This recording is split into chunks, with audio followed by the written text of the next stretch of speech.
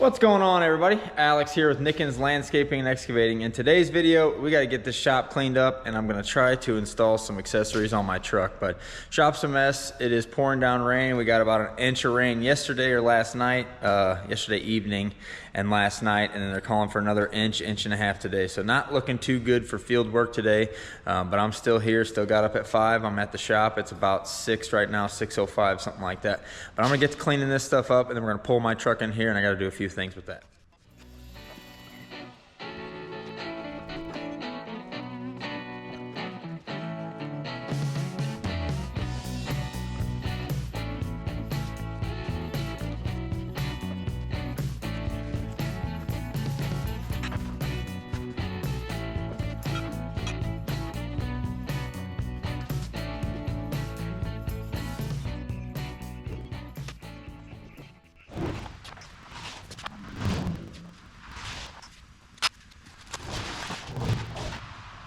All right, guys, a quick tip for filters like this. What I do, I'll take a Sharpie, and somewhere on there where it's real obvious, I'll write when it was changed. So this one I did not. This was the filter from when it was new, but starting to act up on us, and I know it's the filter. So I'll take a Sharpie right here and write today's date, and then at least I know when it was changed. I won't know exactly how many hours. Impossible to know on these things, but as long as I can get a date, it gives me an idea.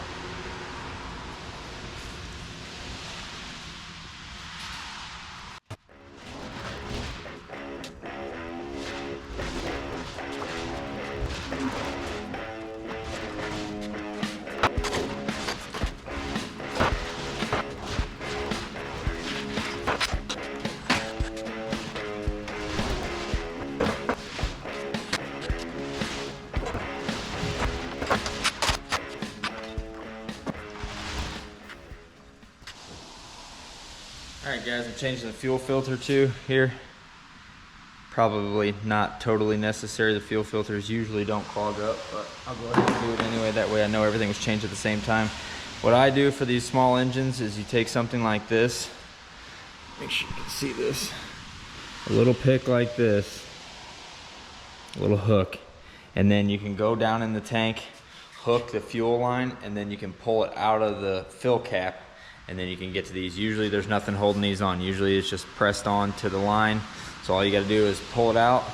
You're gonna have to work it off of here because it's been sitting on here getting hot and cold and everything. So like for this one, what I had to do, there was a little gap right here between the filter base, we'll call it, and where the line stopped. So I just took this under here and just kind of pried it up until I could get that line to start moving. But a lot of times if you just yank on those fuel lines, you're gonna snap it. So be careful with that.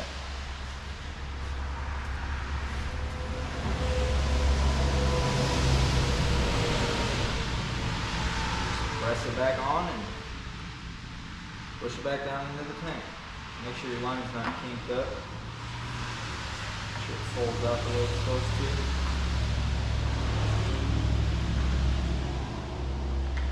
Push it back where you found it from. And then it should be good to go.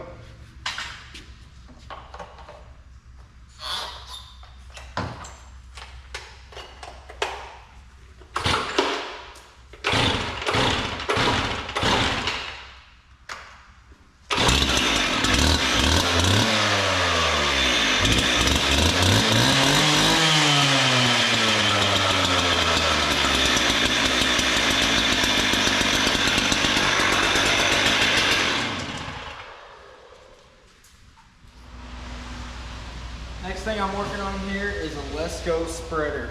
Gonna get this thing fixed real quick.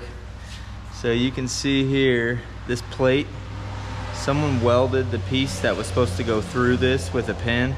They tried to weld it multiple times and messed it all up. That's what it's supposed to look like. There's supposed to be a nice hole right there, and then you just put the piece through and put a pin on it.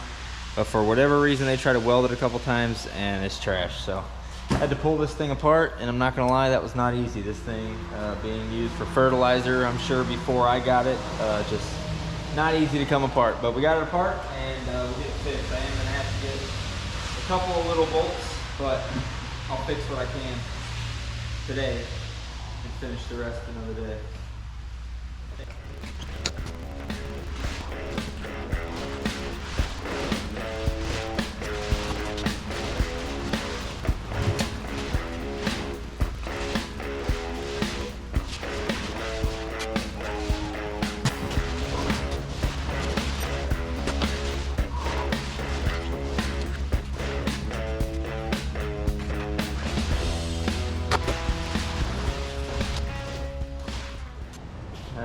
so I got some rain guards here that I'm gonna put on my truck real quick.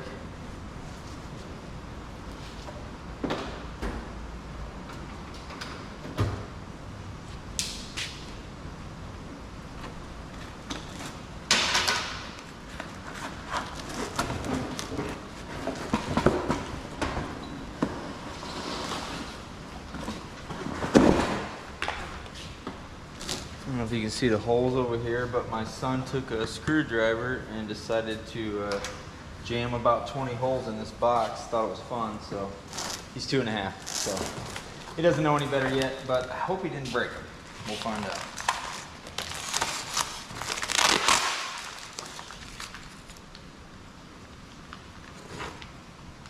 You definitely hit him. See what we got here.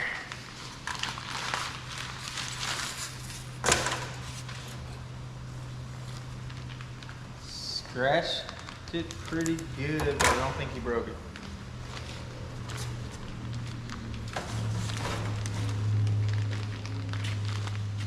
I've only put these on a vehicle like one time, so I'm not really sure what I'm doing here, but like always, we'll figure it out. Looks like it's got a little QR code here for the video, so that's nice. I love it when products do that. Makes it so easy. If I ever develop a product, I will have a QR code with a video for sure. Makes the experience so much more pleasant. Alright, what do we got here? Before installing, ensure that the window and the window channel are clean and dry. Wrap a paper towel around the flat end of the provided installation tool and sweep it through the window channel, wiping any dirt and debris away. Okay, looks like it just pops right in there. If I remember right, that's how the one that I did before. I put these on one other time on like a 90s Chevy truck. That's the only time I've ever done that. So it says open the window. It says when you put them on, you want the window 1.5 inches from the top. So basically closed. Blow the deflector outward and insert the rear edge behind the weather stripping. Leave a gap at the top. Easy enough, right? All right, give her a go. And I haven't really shown this truck too much on YouTube or talked about it at all on YouTube, but this is my new daily driver. I got rid of my pickup, got rid of my work truck, and got this. It's a 2019. It's got about 100,000 miles on it. It had a flatbed whenever I got it, and I put this galleon stainless 9-foot dump bed with fold down sides, got the coal chute, the whole 9 yards. So I'll talk more about this in a little bit, but I'm gonna put this on. I'll try to put this on.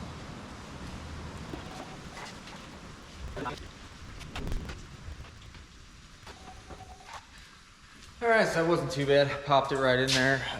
The only little thing I did notice is nice and tight whenever you get those in there.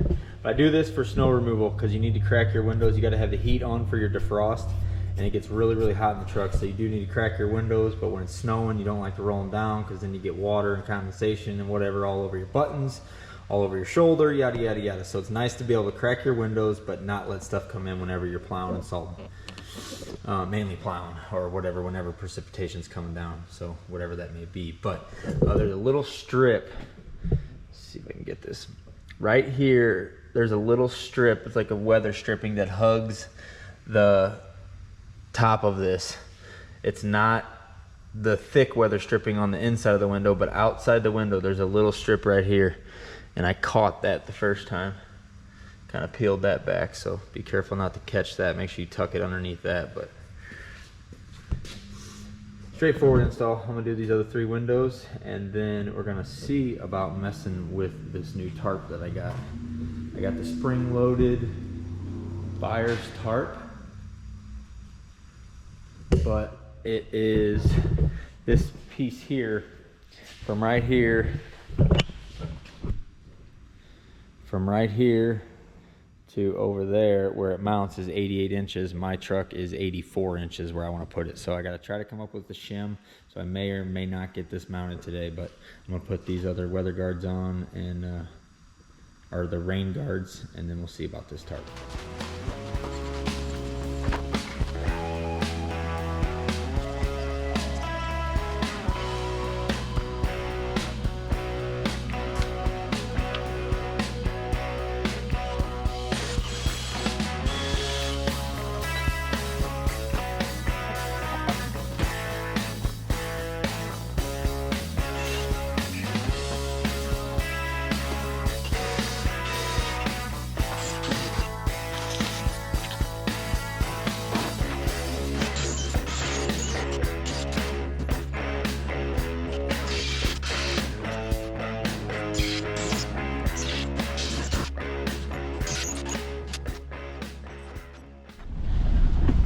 Well, I had to take off and run some errands, and I was not able to drill through for my tarp.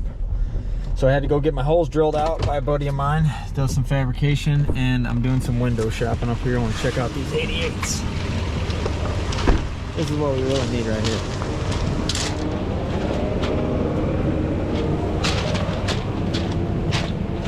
here. Got like 3 inches of rain, so everything's flooded.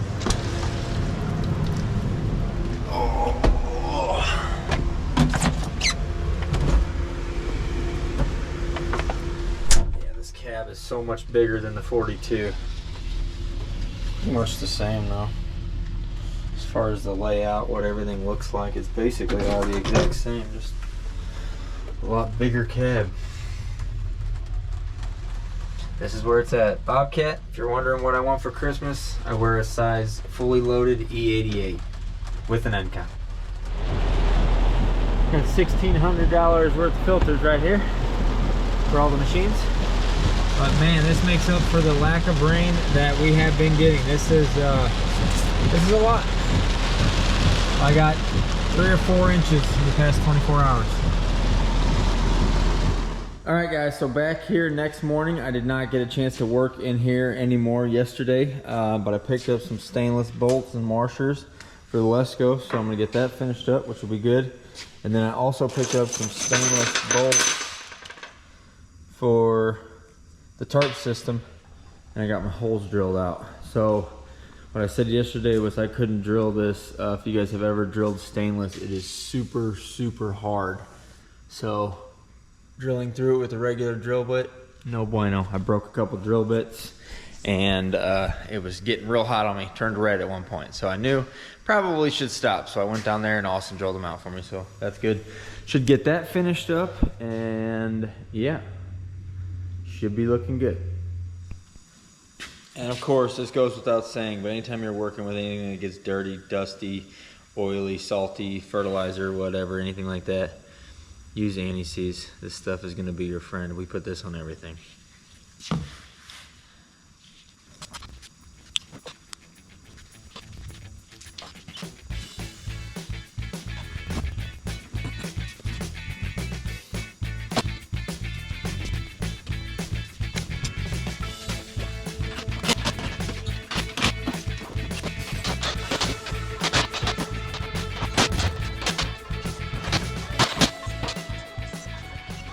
Guys, so I got the tarp mounted. Everything looks real nice. Got my shim situation figured out. Like I said, I got my stainless bolts right there, and that's how I shimmed it. This is just like plastic. These are plastic shims. I put a washer there and then a metal shim right there. That's actually a buyer's metal shim too. Didn't come with this kit, came with a toolbox kit, but that's about what we got to do. Doesn't look the best, but you really can't even tell, to be honest. I'll be able to tell because I know it's there, but it is what it is. But we got that done. We weren't able to get everything finished up because there's got to be like hooks back here to accept those bars that stick off right here. So these bars right here will be held back here by a hook. And I'll show you the piece that it came with. This is what it comes with, and you're supposed to basically mount this somewhere in the back like this, and then that hook would go kind of down. I'll try to do this. So that hook would ride down here and then come up on here and get locked in there. So that's what they give you, but for my bed, this isn't gonna work. So again, I'm gonna have to go down to Austin's, go to my fabricator and get some mounts made up back here. We'll weld somewhere back here. We'll probably do stainless, but I don't know where it's gonna go. Maybe even right here. I don't know how it's gonna work, but I'll show you that whenever I get to that point. But that's as far as we can get with that today. And I'm gonna do another video about this truck, or probably about all of our trucks going into winter here. So I'll talk more about that later. Got the service going on the MT100 here. It's at 300 hours. So we did the 50-hour service. Now we're at the 250 after that. So got that going. And what else did I do? Oh, I fixed some jumper cables. Had to set the clamps, were just thrashed. I bought some clamps off of Amazon for like 12 bucks. Got those fixed up real nice. I like that. And then I fixed a extension cord. I don't know where that went, somewhere over here. We had a bad end on this extension cord, and I put a new plug on there. And these are nice too. They light up, so you know when it's plugged in and when it has power. So little stupid stuff that needs to be done. So that's where we're at. All right. And today is November 5th, election day. So I got to get over there, get out of here a little bit early, and make sure I get to vote. All right, guys, so that's all we have for this shop video. Hope you guys enjoyed it. If you did, give us a big thumbs up. Leave a comment down below. Let us know what you thought. Let us know what you guys do on these rain days. I think we're all kind of in the same boat. Some people be lazy and do nothing, but yeah, try to get something done if you can. But anyway, give us a big thumbs up. Leave a comment down below. Let us know what you thought. If you're not subscribed, hit that subscribe button so you can catch all of our videos, and hit that bell so it will notify you every time we post a video. All right, guys, that's it for this one. I'll see you in the next one.